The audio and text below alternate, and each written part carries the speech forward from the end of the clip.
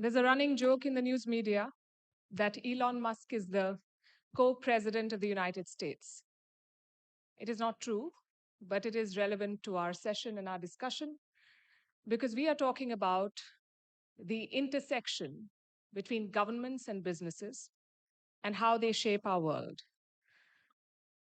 We are in the middle of a major geopolitical realignment, and corporate entities play a crucial role here. You see Western companies banding up with Western governments. You see Chinese companies banding up with the Chinese regime. So it's not just country versus country anymore. It is a country plus its companies versus others. And this is not necessarily new. You may have heard of a certain East India company and you know how that played out. But in today's context, how will this new equation impact big power play and big power rivalries? That's what we'll discuss. We have a crack panel here. Good morning to all of you. Joel Kaplan, let me start with you. The US administration, the new US administration, prefers fewer social media regulations, even when it comes to fact checks. And companies like Meta have responded to this by ending third-party fact checking. But in Europe, social media regulation is a top priority.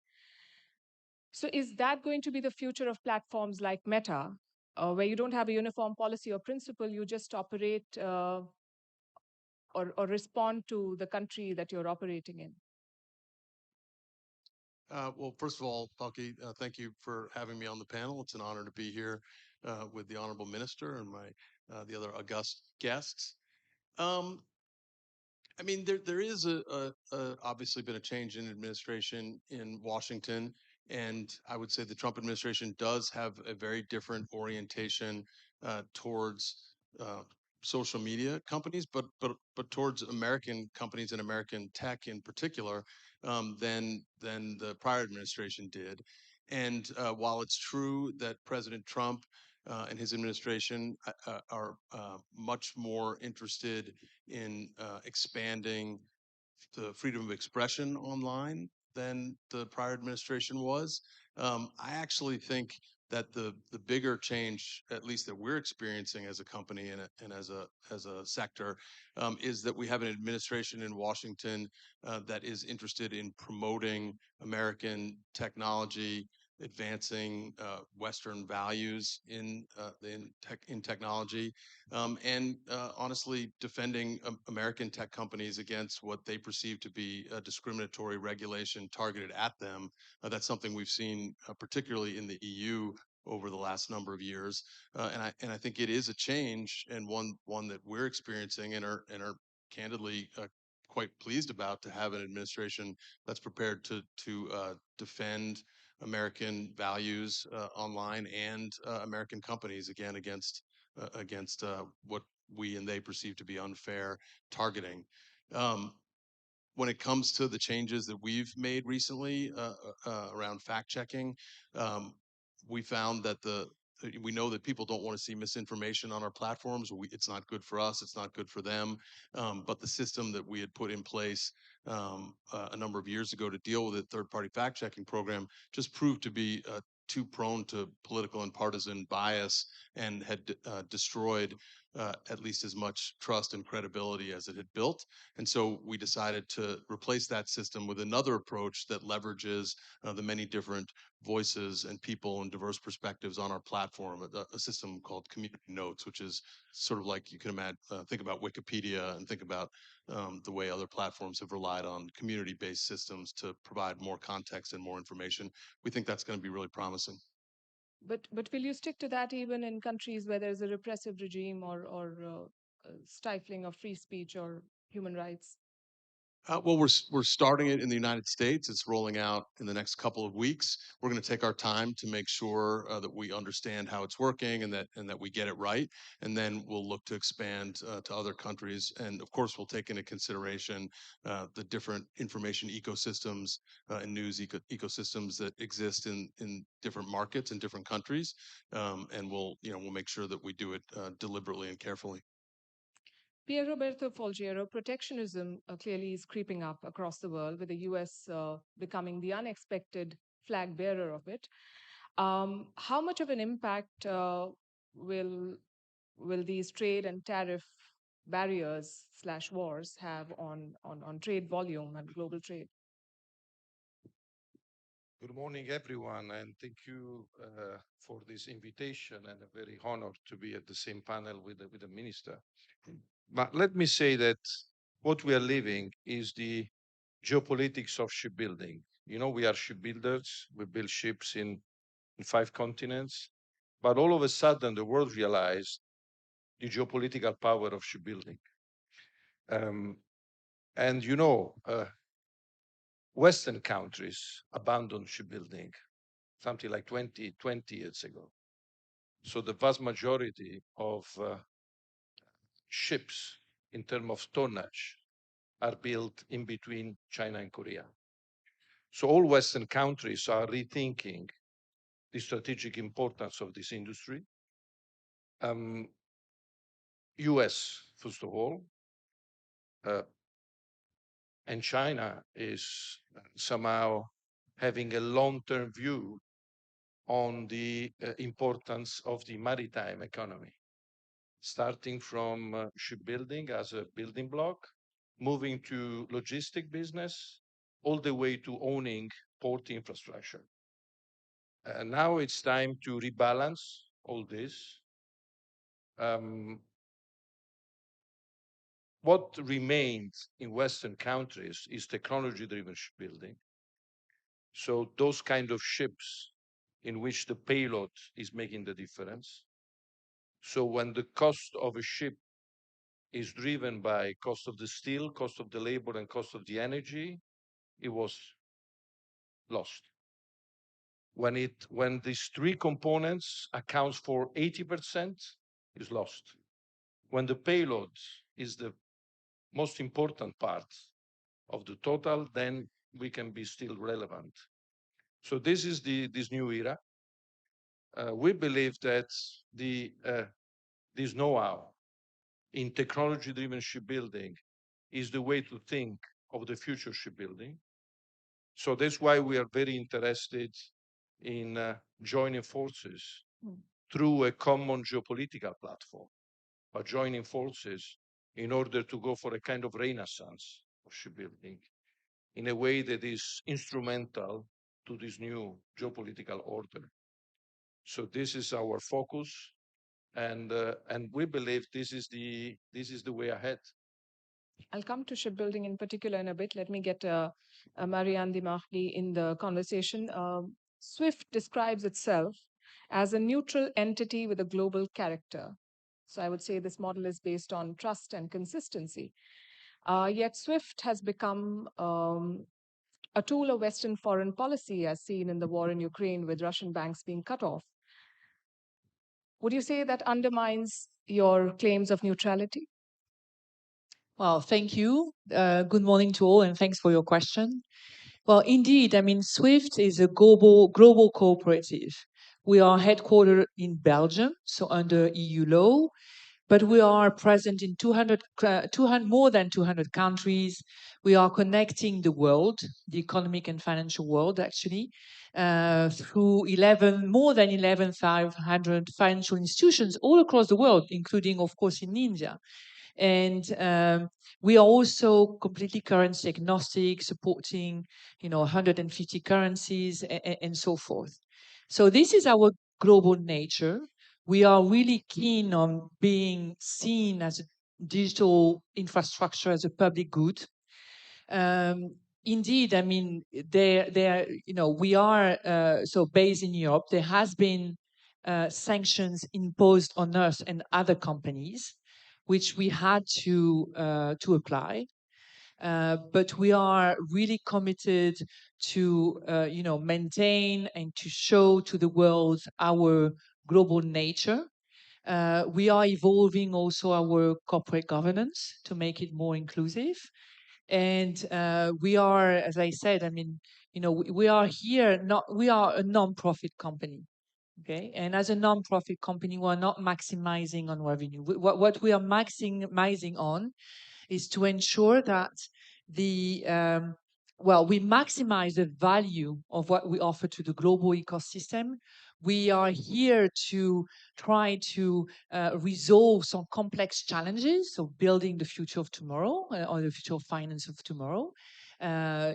Given what you just said, I mean, geopolitical tensions, the global growth of digitization, embracement of digitization, which all these can have pros and cons, but can also increase fragmentation.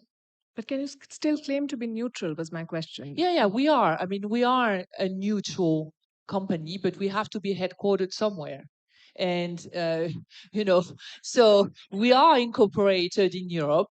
It's all the banks in the world have decided, it was 100 banks at the time, now it's 11,500, have decided to incorporate this organization in Europe, and we have to follow European law.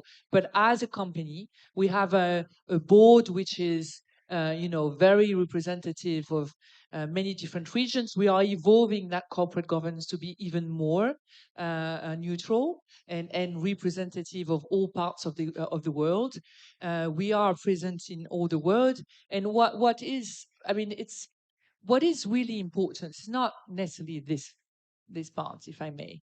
What is important is that we really need in these geopolitical tensions, new proliferation of payment systems here and there, be it instant payment systems, central bank digital currencies, other systems that want to be built, fine. I mean, it's good and it gives opportunity. But if they are not connected and interoperable, you risk financial fragmentation. And financial fragmentation is really impacting global growth. There's many research. The last one is from the Economist that has measured that if financial fragmentation, and I will come back on that to explain why, financial fragmentation can hit the global growth, global GDP, up to 6% of GDP in 2030, if fragmentation accelerates.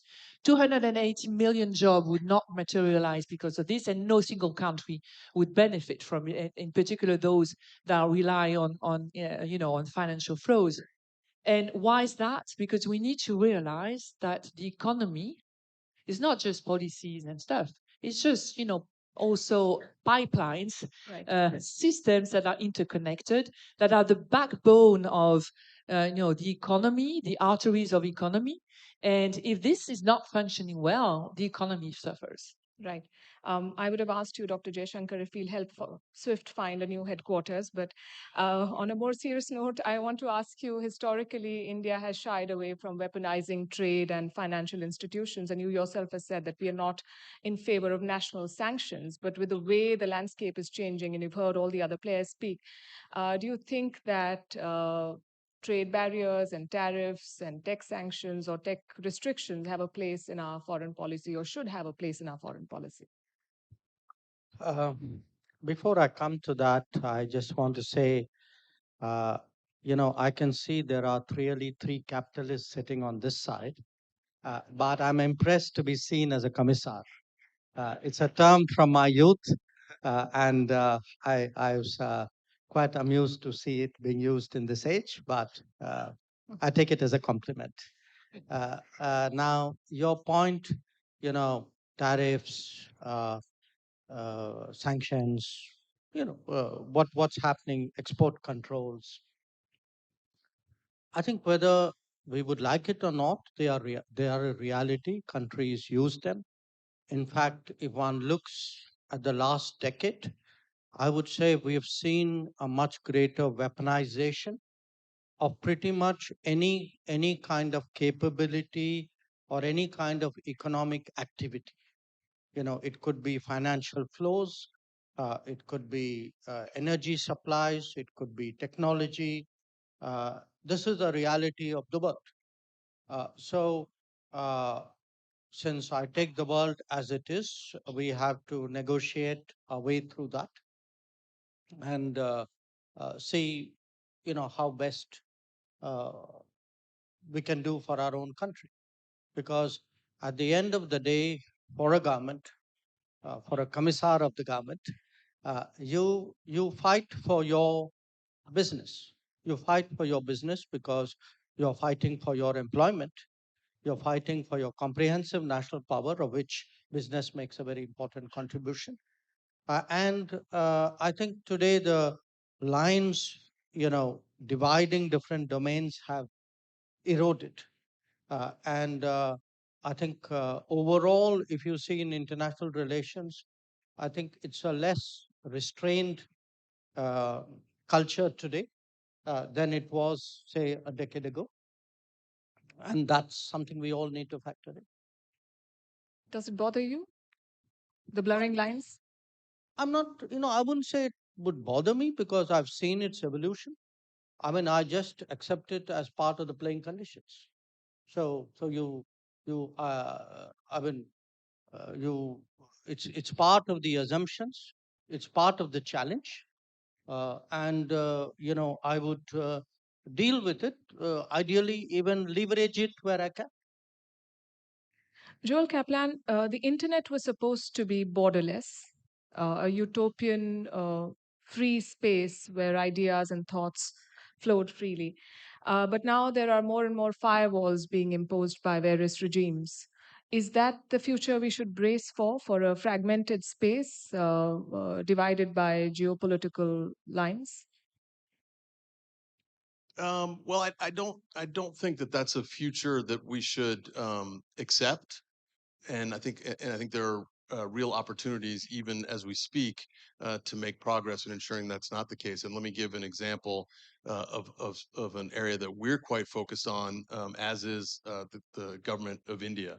At the Paris AI Summit a month or so ago, Prime Minister Modi very vocally embraced the idea of open source AI, and that for company like ours, that was very gratifying because Meta is going to spend in 2025 something on the order of 60 to 65 billion dollars investing in AI to build foundational models, the most powerful, advanced, performative foundational models, which we will then make available for free to developers around the world to build on top of, to fine tune, to modify, to customize, to apply their local language data sets.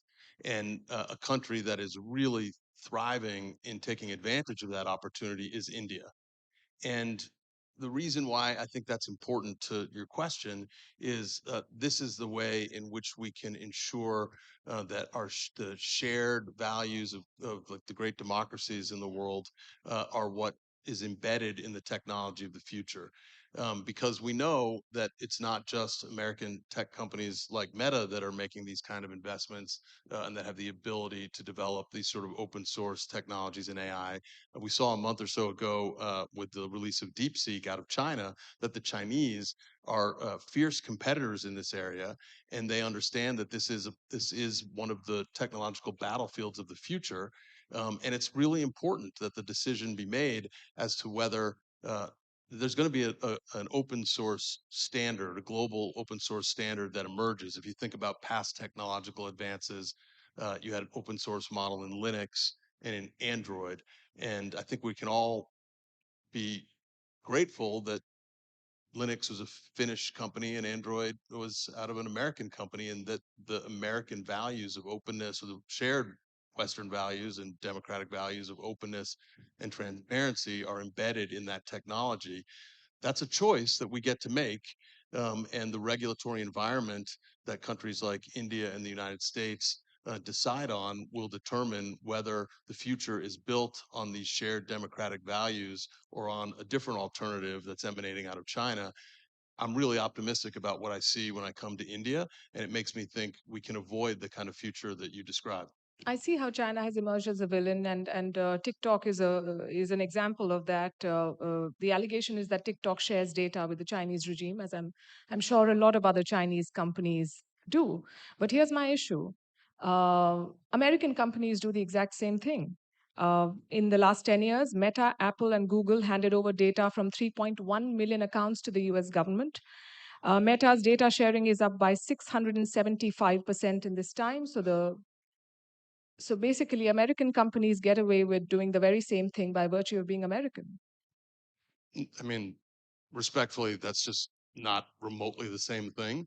Of course, companies like our companies reply to lawful orders to protect people from child sexual exploitation, from sex trafficking, from terrorism. I don't think that's inconsistent with democratic values. I don't think that's what we see in China. And honestly, I'd be surprised if that's a shared view. Pier Roberto Folgiero, every company is a product of the the country it operates in, and that sometimes also creates an uneven playing field. You mentioned shipbuilding. China is set to give around $15 billion every year in subsidies, and I'm not even counting the steel subsidies, which is a significant and important component. Now, Western governments and companies are investigating this unfair practice. Would you say they were caught napping at the wheel? It's been happening for many, many years. But again, first of all, let me tell you that I'm very happy to participate to this panel because I'm the only hardware guy. Huh? Because now it's time for software code writing. But in order to host software, you need hardware producer. So let me play the game of the heavy industry around the table. Let me say that in this new geopolitical landscape, we need to go for a kind of reindustrialization. That's what is expected to happen in Western countries. So shortening certain supply chain and go back to production. And we have to tell young people that production is a beautiful job. In the old times, if you're not good at school, you will go to the shipyard. Now we have to tell even our brilliant young people that production is back and you need to go and cope with hardware, not only software.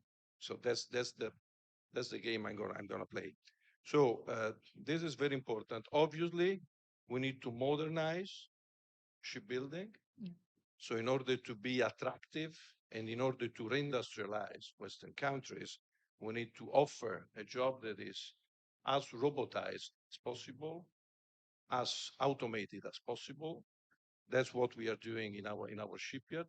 So yes, you need tariff in order to protect yourself, but at the same time, you need to reindustrialize yourself. And again, it comes from the culture of young people. It starts from there. Then it's a matter of rethinking industrial processes, injecting as much as new technologies as possible. Again, in terms of manufacturing, in terms of robotization.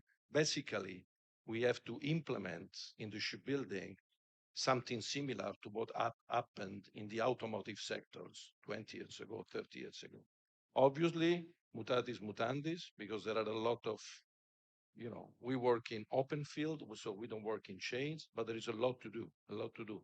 So I wouldn't put not only the accent on the regulatory framework, I would like also to put the accent on the reindustrialization from the culture of young people all the way to the processes, all the way to manufacturing scheme.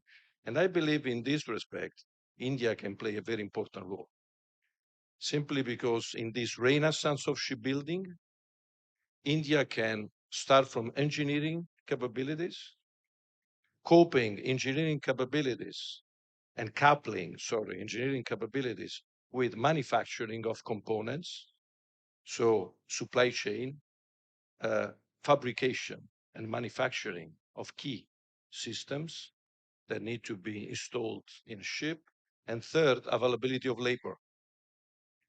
So it's very rare to have these three massive skills in the same geography. And on top of it, there is a big domestic demand. So these existing condition precedents are associated with a domestic demand. And I believe that this is a long journey because, again, heavy industry is not software. So you need to be, you know, slow biorhythms. That's the name of the game. But it's a process that is starting, and we are more than happy being the biggest Western shipbuilder.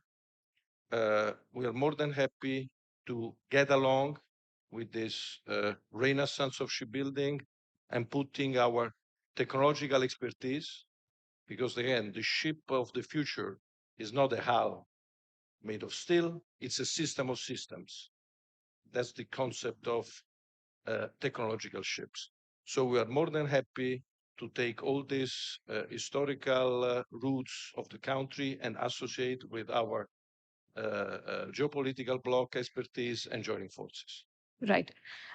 Mariana Demar, Russia and China are said to be exploring alternatives to SWIFT, and that is 24% of the global economy breaking away from your network.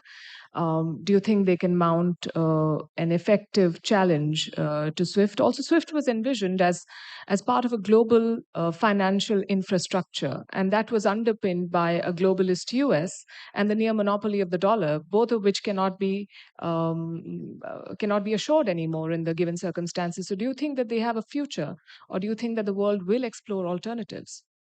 Yeah, thanks. It's a very important question. Thank you.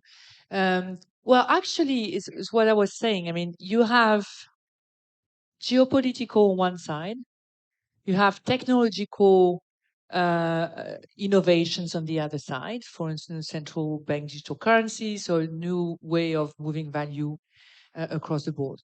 So you have different factors that drive fragmentation. Fragmentation meaning, indeed, I mean, some financial systems that may at some point be completely disconnected. And that will happen. I mean, it's already happening. And that's a fact of life, I would say.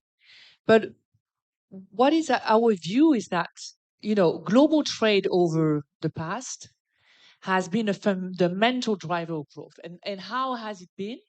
Because of and thanks to the integrated financial system we have built all together. So a secure, trusted, a really reliable, but also connected and interoperable, as I said, the arteries and backbones of the financial economy. So our role in this will be, and due to the fact that fragmentation hurts badly the global economy, our role will be to maintain the glue of the ecosystem. Okay, we are interconnecting the financial ecosystem. We want to continue to do it with potentially these systems that, okay, there may be there's the Russian system, there's the Chinese system, which is not a competitor, by the way. It's just relying on SWIFT for the international part of the YNB. But there will be other platforms like central bank digital currencies. How do you want to a business to send payment to another business or another person in a country with a central bank digital currency which is natively created, but we're not connected? So our role will be to make sure that we interconnect to the different systems if the systems want it, and to ensure that the global trade, global flows continue to happen, and that we support global growth. So that will be important in the future, indeed. Right. Dr. J. Shankar, how do you see the weaponization of things that were intended to be global goods like SWIFT or social media or telecom? Do you think that undermines trust in these institutions? And does it push India then to explore alternatives, perhaps homegrown ones? Well, there are different ways of dealing with weaponization. One is to stay on the right side of the weapon. So, you don't get hit, others do. But the look, here's the reality. Uh, the world today makes business decisions, uh, factoring in national security in a manner in which it did not do so before, especially in the digital era. And two of them here, in fact, all of them here, in some way are deeply involved in that. In the digital era, I think it's not just about cost, it is about comfort, it is about trust. So if you are today looking at this serious, at a strategic level, the business conversations, you keep hearing resilience, reliability, trust, transparency. So you want to do business more and more with those with whom you are secure. And your earlier point that everybody has, every partner offers some risks. Yes, but you would rather take the risks with those where your interests are not contradictory, then the risks are not that great, rather than those with whom your interests could clash or do clash. So I would argue today that countries, in a way, need a kind of a macro business strategy. And certainly, when you look at India, when we look at the world today, we see, we are involved right now in three big trade negotiations with the EU, with the UK, and now with the United States. These are our growth markets. These are our technology partners. This is where people go for education. This is where people go for tourism. These are, in many ways, our connectivity partners. They are our strategic partners. So when we make choices, it's no longer just efficiency and cost. I think there are non economic factors which I think increasingly influence business decisions. Sometimes you can be put in a situation where we say, let me devise something alternative because that is a compulsion of the day. But I would argue that's an aberration rather than than some kind of strategic desire to replace a particular system. I mean, if we can make the current system work for us, it's the smarter thing to do. Right. Before I open it to the audience, I want to ask you one last question, and this is something that we've discussed internally as well. You see, foreign policy was designed to deal with countries, but today companies are sometimes more powerful than countries. For instance, you have Elon Musk and Starlink. With one flip of the switch, they can change the course of the war in Ukraine. Do you think foreign policy then needs to evolve, or do you leave it to regulators and financial institutions? No, one, historically, that's not entirely the case. I would remind you of a company called East India Company, which became so big. Uh, but it's a valid point. I mean, the market cap of many companies today would probably entitle some of them, I don't know, maybe even to be part of the G20. Uh, so this is, again, a reality we have to deal with. So sometimes, you deal with them in tandem with the government. Sometimes you deal with them directly, but you have to deal with them. I mean, this is the necessity in my business. Right. We'll open it to the audience. We can take a couple of questions, I suppose. Ma'am, here. Ma'am, Who ma'am, this side. gets the mic? Ma'am, this side. Greetings. I am Bhavna here at the left side. Yes. Yes. My question is to Dr. S. Jaishankar, sir. Sir, as economic warfare reshapes global power structure, how is India leveraging its diplomatic and economic strengths to not only mitigate these strategies and pressures, but also emerge as a key architect of a more balanced and a resilient global order?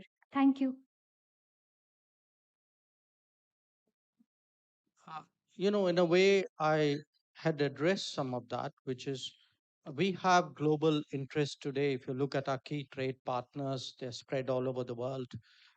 They are very diverse. So just like we have a way of working with different countries politically, we obviously do the same economically. But again, I stress that all countries are not the same. And the digital era will bring out that differential more sharply. At the end of the day, it does matter where our data goes. Who looks at our data, who processes it, who develops the AI based on our data. We can't be agnostic in the digital era. So it's not the same as the manufacturing era. In the manufacturing era, beyond a point, it didn't matter where the product came from. You can't extrapolate that proposition into the digital era. So I would argue that the answer to your question would be like portfolio management. You diversify it as much as you can, but at the end of the day, there will be comforts, there will be the reliability factor, there will be issues of trust. And that is why some of these FTAs we are engaged with today with the EU, with UK, USA matter so much. Uh, Greetings, Dr. Jaishankar. Over here, towards right. Towards right. Over here. Uh, Hello, my name is Shreyas. I work as a business analyst at Deloitte, and I have a question to you, Dr. Jaishankar. Considering the fact that United States is pulling out of organizations like WHO, Paris Agreement, do you think they're trying to establish a new world order? And if yes, what role can India play in being the leader of Global South? I think if your question is what the US is doing, you should ask the Americans, not me. If you ask me what we should be doing, Yeah. I mean, we should be doing many things, including engaging the Americans and engaging the global South. You know, our strategy uh, is pretty, I mean, it's been discussed in other sessions, it's pretty obvious. But our effort is really to really maximize our options to, since I'm on a business panel, to increase our turnover, to improve our technology. And, you know, we are on a strong growth trajectory. And as a business, you know, as a country which has decades of growth ahead, that's what we should be planning for. Now, different countries will make decisions, you know, that's their prerogative. We have to factor it in while making our calculations. I can't tell some other country that don't do this because it's not convenient to me. That's their call, not mine. Thank you. We'll take one question from the Raisina Young Fellows. Yes, yes, and Hello. for the rest of the panel as well. Okay. I'm from China and I'm working for a European think tank. I have one question for Mr. Kaplan. So Meta CEO like Mark Zuckerberg has reportedly shown interest in assessing the Chinese market for many years. And what makes news headlines lately is that in 2015, the company developed a system that would accommodate Chinese content regulations, including features to restrict certain content and potentially share user data. Does this mean that for global tech companies like Meta, the stated democratic value and user privacy could be compromised for market access? Thank you. Thanks for the question. So Mark was pretty clear for a number of years, probably starting about a decade ago, that for a company whose mission was to connect the world, you couldn't really accomplish that mission and leave out a country with over 1 billion people. And so he was very interested in being able to offer our services in China, and we did spend a couple of years discussing with the Chinese government what it would take um, for uh, for us to be allowed to offer our services. And um, as Mark explained in a speech at Georgetown University in 2019, we ultimately were not able to come to agreement in doing the things that would be necessary for us to offer our services in China, the things that are demanded of companies that do offer their services in China, you know, many of which are sort of well-known household names. Um, and what Mark said in 2019 is that actually freed us up to be less encumbered in defending and talking about freedom of expression. And so at the end of the day, that's a better position for us to be in, one where we can continue to defend and talk about the values that Facebook was founded on and its roots in free expression. Dr. Jaishankar, I represent the financial investors worldwide. We On the wanted right the Raisina Young Fellows, or do we wrap? Just a last question, Uh, ma'am. Ma'am, we have 30 seconds. We'll take one student, please. Thank you. Thank you very much for your insights. The panel has established. You have to be louder. Oh, come closer to the mic. It's better? Yeah. Okay. Thank you very much for your insights. The panel has established the close relation between innovation, competitiveness, and national security. A cornerstone connecting all that is national data, which for innovation needs to be leveraged in the cloud, but for national security needs to be protected as good as possible. Hosting such data on a cloud on foreign hyperscalers appears to make nations at least a bit prone to geopolitical threats. So I was wondering, how does the Indian government plan to expand state security in the digital realm? Or put it differently, how do you define digital sovereignty in the current geopolitical context? Thank you. I'm guessing it's for you. Well, look, I think people realize today the value of data, and yes, ideally, there's business or innovation at a global level, which looks again very neutral. But the reality, is very different. There is national competition in a way. There are businesses which profit from access to data. So I think India must play to its strength. And what are its strengths? A huge amount of data because there's a large population, an enormously diverse society. So even within those numbers, you get actually a great, very wide spectrum of data and innovation culture. So we have to make the most of it. And at the end of the day, both as a commissar and potentially as a capitalist, I would say I'm in it for me. I would max it for myself. I'm not here to develop global business. I'm here to develop Indian business. Ma'am, can I last I think that's a good note to end on. The time's up. Thank you very much. Thank you all for your thoughts, and thank you for being such a wonderful audience. And thank you. And thank you to the panelists and, of course, the moderator. If I could invite all of you to the top of the stage for a quick photograph.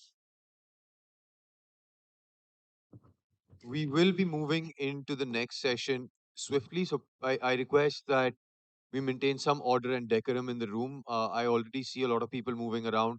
There's way too much of a crowd at the door. So I request everyone to please do not do that.